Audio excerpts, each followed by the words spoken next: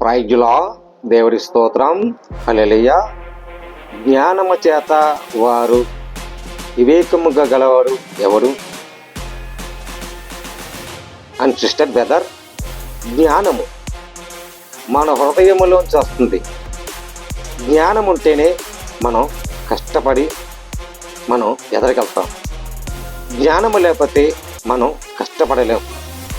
జ్ఞానముతోనూ నడిపించాలి, జ్ఞానముతోనూ జీవితాన్ని గడిపించాలి.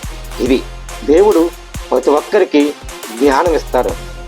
జ్ఞానముతోనూ నువ్వు వర్తించాలంటే, జ్ఞానముతోనూ నువ్వు నడిపించాలంటే నీ కుటుంబాన్ని కట్టుబట్టి నడిపించు.